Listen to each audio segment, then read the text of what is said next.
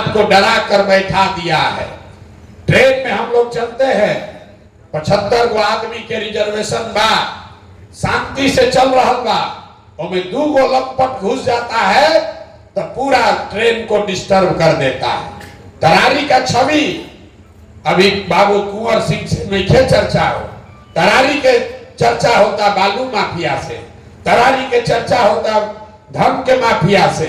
जातिगत संघर्ष का ये केंद्र बना दिया, इसको ढोने का काम आपको करना है।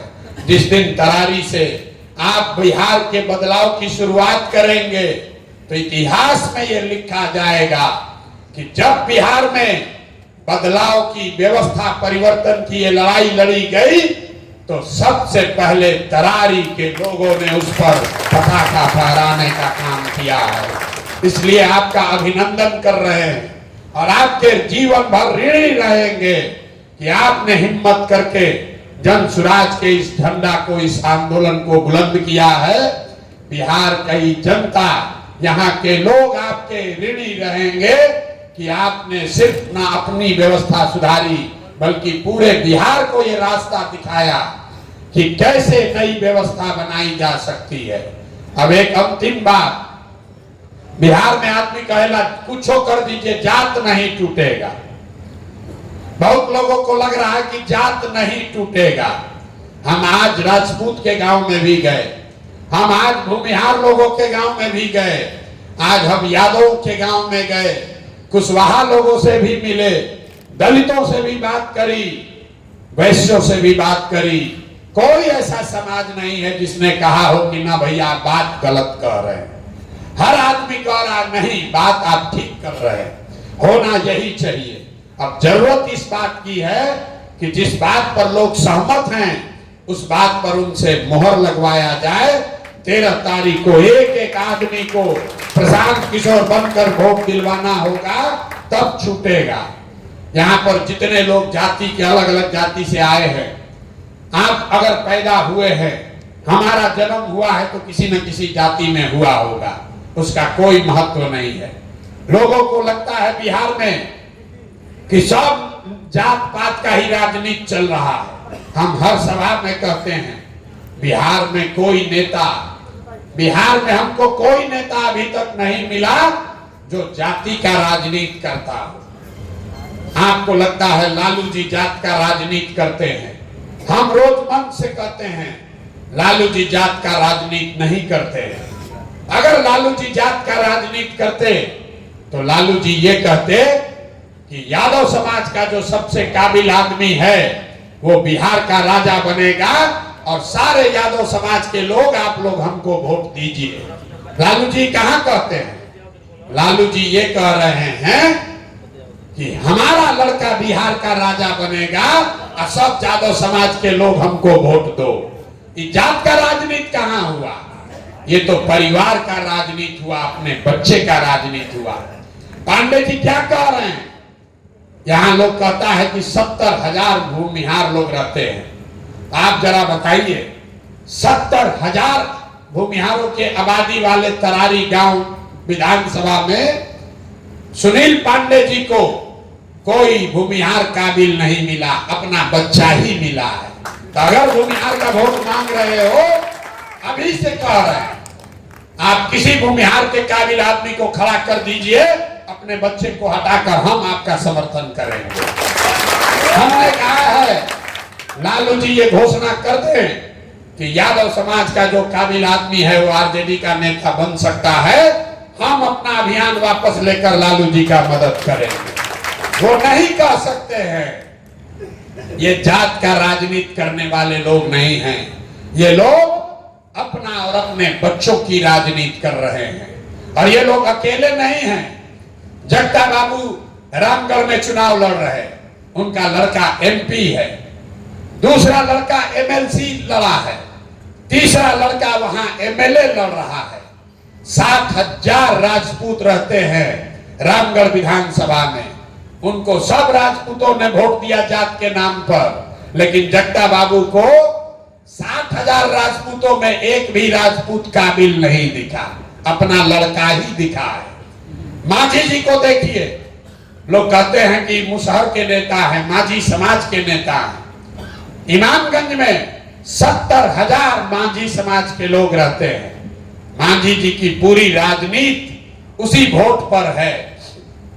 खुद एमपी बन गए, मंत्री बन गए, लड़का मंत्री बन गया। अब इमामगंज का सीट खाली हुआ तो उनको कोई मांझी समाज का आदमी नहीं दिखा अपनी पतोह को चुनाव लड़ा रहा। नेता यही बात रोज गांव गांव में समझा रहे हैं। नेता जात की राजनीति नहीं करता है, नेता अपनी राजनीति कर रहा है, अपने बच्चे की राजनीति कर रहा है। जात में आप और हम अधूराए हैं। तो इसलिए भाई जन स्वराज का यही मंत्र है कि एक बार जीवन में अपने बच्चों की चिंता कर लो, दूसरे की चिंता छोड़ो। गांव में हम लोग चलते हैं, 5,000 गांव में हम पैदल गए। लोग कहता है भाजपा का बड़ा वोटर है यहाँ, आप भी लोग होंगे यहाँ। पूछते हैं बताओ वोट भाजपा को काहे दिए हो? तो कहता है भाजपा को नहीं दिए हैं, मोदी जी को दिए हैं। पूछते हैं काहे दिए मोदी जी को? तो कहता है मोदी जी का सीना 56 इंच का है, सब मुसलमान को डरा दिए हैं, पाकिस्तान और चाइना को सबक सिखा दिए हैं। देखिए बिहार के लोगों का दुर्दशा। आपको तरारी में बैठ के, तरारी के किसी गांव में बैठ के यहाँ के लोगों को मोदी जी का सीना 56 इंच का है कि 54 इंच का ही दिख रहा है, लेकिन अपने बच्चों का खाए बगैर सीना सिकुड़ा के 18 इंच हो गया है, ही नहीं दिख रहा है। तो हम लोग के बच्चा का दुर्दशा होगा कि नहीं होगा? होगा कि नहीं होगा? आप यहाँ बहुत एमएल के साथ ही आए हैं, आप चलिए हमारे साथ सिवान। यहाँ हमारे साथ नंदी राम भाई बैठे हुए हैं। 70 साल इनका उम्र हो गया, 20-25 साल पूरा जवानी इन्होंने लगा दिया एमएल को बनाने में। 40 साल सिवान में हम पैदल चलत रही, तब बीच जहां सिवान में अंदर गांव में एगो घर दिखा, बहुत बड़ा घर। तो हम पूछे भैया ये किसका घर है इतना गरीब एरिया में? तो लोगों ने कहा, जिनका नाम बताया वहां रमेश कुशवाहा बहुत बड़े CPI-ML के लीडर हैं, कहा कि उन्हीं का भाई का भैया घर है, 20 करोड़ का घर बनाया है। बताइए समाज का सबसे गरीब आदमी जो ML में जुड़ा है 10 रुपया 15 रुपया अपने बच्चे का पेट काट के चंदा देता है, और उसी पार्टी का नेता 20 करोड़ का घर बनाया है। अरे इन लोग का क्या दशा होगा? और उसको बेवकूफ बना रहा है। कि नंदी भाई खड़े हैं, पूछिए 100 से ज्यादा सिवान में 100 से ज्यादा ML के कार्यकर्ताओं को गोली मार दी गई, 156 लोगों को गोली मारी गई है। और वही ML के नेता आज RJD के साथ गठबंधन करके सरकार में बैठे हैं। जिनके बच्चे, जिनके भाई बाप मारे गए, उनको कोई पूछने वाला नहीं है। मेरे भाई यही जन स्वराज का अभियान है। घर घर जाकर लोगों को बताइए कि आपने जाति पर वोट दिया, आपने हिंदू मुसलमान के नाम पर वोट दिया, आपने मंदिर मस्जिद के लिए वोट दिया, आपने विचारधारा के लिए वोट दिया।